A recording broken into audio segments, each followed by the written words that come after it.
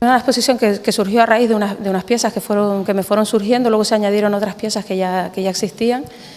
y yo me di cuenta que a medida que las iba haciendo, que me venían de manera intuitiva, ¿no? Bueno, provocada obviamente por situaciones personales y tal, que no vienen muy a cuento, pero yo me di cuenta que las piezas como que eran muy narrativas, que a mí me estaban contando una historia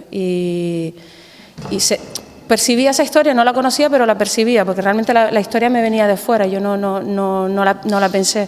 Entonces decidí sentarme, escribir las historias, como escuchar lo que ellas me estaban contando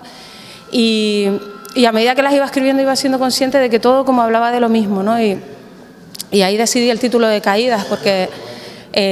para mí esas caídas representaban todo lo que supone como todas esas emociones negativas, todas esas cosas como de fondo que para mí configuran como la esencia del ser humano, ¿no?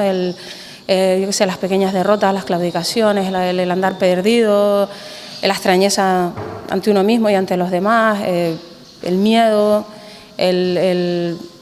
no sé, el no entender nada, ¿no? Y al final todo me hablaba un poco de eso, de la inercia, de la inercia de la vida, del dejarse un poquito ir y darte cuenta, como decir,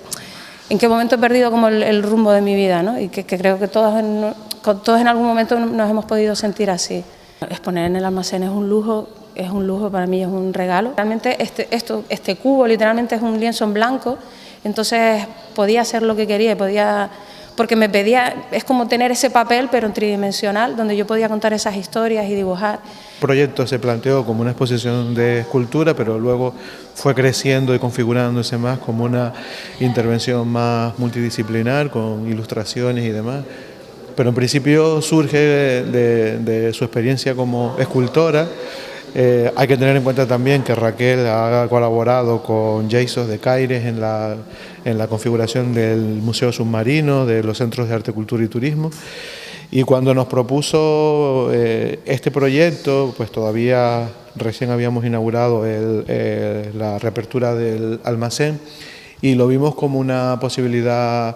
muy interesante de desarrollar, pero que llevaba, por así decirlo, un trabajo en el propio espacio, porque no se concebía como una exposición convencional, sino que había que trabajar sobre las paredes, habría que ilustrar, había que trabajar mucho la palabra y configurar todo lo que hoy vamos a ver como exposición de Caídas.